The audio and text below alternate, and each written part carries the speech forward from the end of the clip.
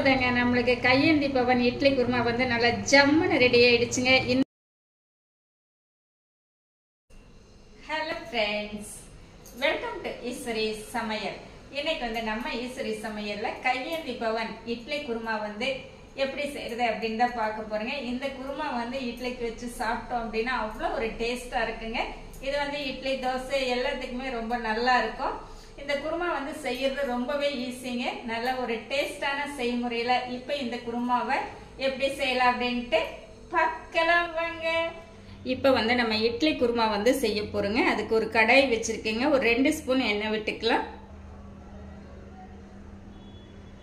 நம்ம அரைக்கிறதுக்கு தேவையான பொருள் எல்லாமே ஃபர்ஸ்ட் வதக்கி எடுத்துக்கலாங்க. மீடியம் சைஸ்ல 2 பெரிய வெங்காயம் கட் பண்ணி வச்சிருக்கேங்க, சேர்த்திக்கலாம்.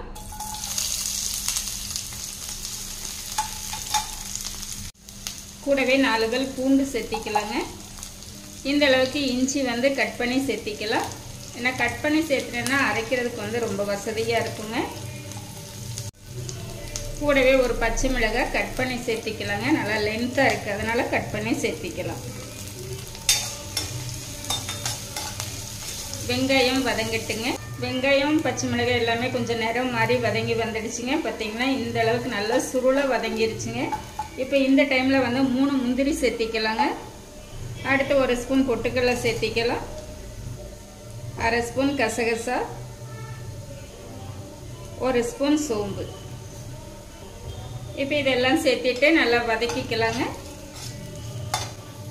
இப்போ நம்ம சேர்த்த பொருள் எல்லாமே நல்லா வதங்கி வந்துடுச்சுங்க. இந்த டைம்ல ஒரு 6 ஸ்பூன் அளவு தேங்காய் துருவல் வந்து எடுத்து வச்சிருக்கேங்க, சேர்த்திக்கலாம். இது வந்து நீங்க அடுப்பை ஆஃப் பண்ணிட்டு சேர்த்திக்கோங்க. அப்பதான் இந்த சூட்லயே வதங்கினா போதும். இது வந்து ரொம்ப வதங்கி வரணும்னு இல்லைங்க, இந்த பாத்திர சூட்லயே நம்மளுக்கு வதங்கி வந்துச்சுன்னா போதுங்க. இப்போ இதை எடுத்து நல்லா ஆற வச்சுக்கலாங்க.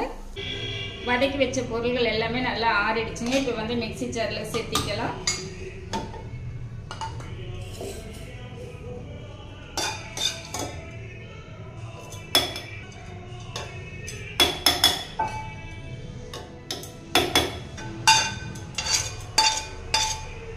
ஒரு 1/2 டம்ளர் தண்ணி சேர்த்திக்கலாங்க. இப்போ நைஸ் பேஸ்டா அரைச்சி எடுத்துட்டு வந்துடலாங்க. அடுத்து குருமா செய்யறதுக்கு வந்து அடுப்பு ஆன் பண்ணிட்டு அதே கடாய் வச்சுட்டேங்க. கடாய் சூடாகட்டும். ஒரு 2 ஸ்பூன் அளவு எண்ணெய் விட்டுக்கலாம். தாளிப்புக்கு வந்து ஒரு பிரிஞ்சி இலை சேர்த்திக்கலாங்க. இந்த அளவுக்கு ஒரு 2 துண்டு பட்டை சேர்த்திக்கலாம். பார்த்தீங்க அப்படின்னா கொஞ்சம் கல்பாசி, 3 இதழ் வந்து அன்னாச்சி முக்கு, 3 கிராம்பு எடுத்திருக்கேங்க, சேர்த்திக்கலாம். பாருங்க பட்டை வகைகள் நல்லா பொரிஞ்சிருச்சு.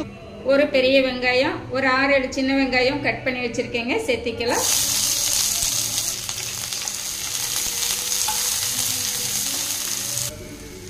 கூடவே ஒரு பச்சை மிளகாய் வந்து கீறி வச்சிருக்கேங்க, சேர்த்திக்கலாம். ஒரு கொத்து கறிவேப்பிலை சேர்த்திக்கலாம். சேர்த்திட்டு நல்லா கலந்து விட்டுறலாங்க. வெங்காயம் வதங்கட்டும். வெங்காயம் வந்து இந்த அளவுக்கு ஒரு கண்ணாடி பத அளவுக்கு வதங்கினா போதுங்க. பார்த்தீங்கனாலே உங்களுக்கு தெரியும் வெங்காயம் ஓரளவுக்கு சுருண்டு வந்திருக்கு. பார்த்தீங்களா, இதுதான் பக்குவம். இந்த டைம்ல வந்து மீடியம் சைஸ்ல 2 தக்காளி கட் பண்ணி வச்சிருக்கேங்க, சேர்த்திக்கலாம். இப்போ தக்காளி வதங்கிறதுக்கு தேவையான அளவு உப்பு சேர்த்திக்கலாங்க.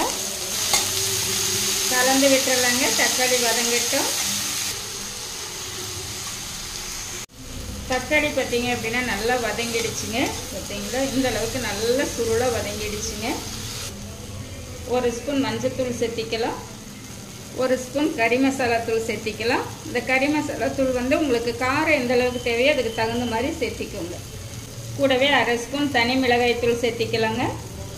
சேர்த்திட்டு நல்லா கலந்து விட்டுறலாம்.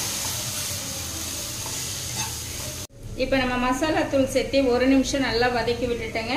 இந்த டைம்ல வந்து நம்ம அரைச்சி வச்சிருக்கிற மசாலா பேஸ்ட் வந்து சேர்த்திக்கலாங்க.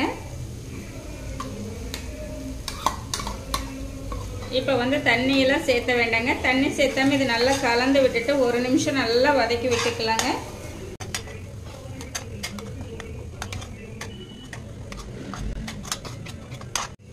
பாருங்க 1 நிமிஷம் நல்லா கலந்து விட்டுட்டேங்க.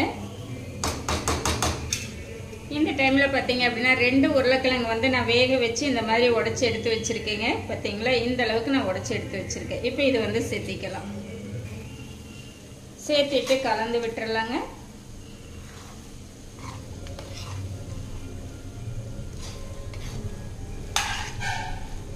நம்ம மிக்ஸி ஜாரில் கழுவிட்டு அந்த தண்ணியை வந்து இப்போ சேர்த்திக்கலாங்க.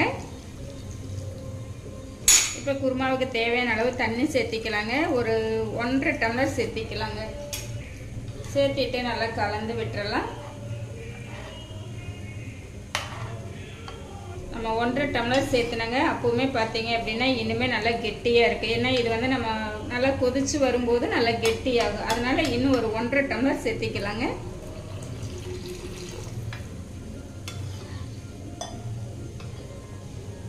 பாருங்க, இந்த அளவுக்கு இருக்கணும். அப்போதான் நம்மளுக்கு கொதிச்சு வரும்போது கரெக்டாக இருக்கும். இந்த குருமாவுக்கு தேவையான அளவு உப்பு வந்து சேர்த்திக்கலாங்க. அதாவது 1 ஸ்பூன் சேர்த்திக்கலாம். நம்ம ஏற்கனவே தக்காளி வதங்கறதுக்கு சேர்த்திருக்கோம். இந்த அளவுக்கு சேர்த்தினாலே கரெக்டாக இருக்குங்க. இப்போ சேர்த்திட்டு கலந்து விட்டுறலாங்க. கலந்து விட்டுட்டு நீங்கள் இந்த டைமில் உப்பு காரமெல்லாம் செக் பண்ணிக்கோங்க. செக் பண்ணிவிட்டு பத்தலைன்னா சேர்த்திக்கலாங்க. இப்போ வந்து நம்ம எல்லாமே கலந்து விட்டுட்டோங்க. இப்போ ஒரு மூடி போட்டுடலாங்க. அடுப்பு வந்து மீடியமாக வச்சுக்கோங்க. நல்லா கொதிச்சு அந்த பச்சை வாசமெல்லாம் போக வரைக்கும் கொதிச்சு வரட்டுங்க. நான் வந்து இடையில ஒரு 2-3 டைம் எடுத்து நல்லா கலந்து விட்டுருந்தேங்க. இப்போ குருமா வந்து நல்லா ரெடி ஆகிட்டுருக்கு. ஒரு 2 நிமிஷம் கழிச்சதுன்னா நம்ம எடுத்துக்கலாம்.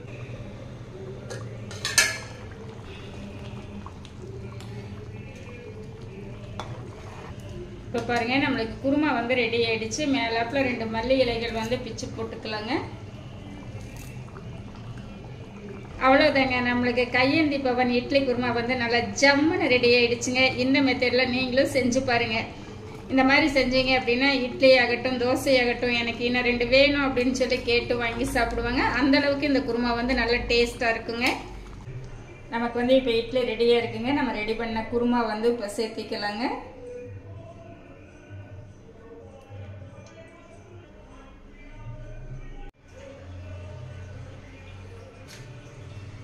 வந்து இந்த இட்லியை வந்து அந்த குருமாவில் போட்டு நல்லா பரட்டி எடுத்தாச்சுங்க. சாப்பிட்டு பார்த்துடலாம். ரொம்பவே சூப்பராக இருக்குங்க. நான் செஞ்ச இந்த ரெசிபி வந்து உங்களுக்கு ரொம்பவே பிடிச்சிருக்கும்னு நினைக்கிறேன். இந்த மெத்தடில் நீங்களும் செஞ்சு பார்த்துட்டு எப்படி இருக்குன்ட்டு கமெண்ட் பண்ணுங்க. பிடிச்சிருந்தா லைக் பண்ணி ஷேர் பண்ணுங்க. நம்ம ஈஸ்வரி சமையலை சப்ஸ்கிரைப் பண்ணி வச்சுக்கோங்க. அப்போதான் நான் போடுற வீடியோஸ் உங்களுக்கு உடனுக்குடன் நோட்டிஃபிகேஷன் வருங்க. என்னுடைய மற்ற வீடியோஸ் எல்லாமே ஒரு டைம் விசிட் பண்ணி பாருங்க. தேங்க்ஸ் ஃபார் வாட்சிங்.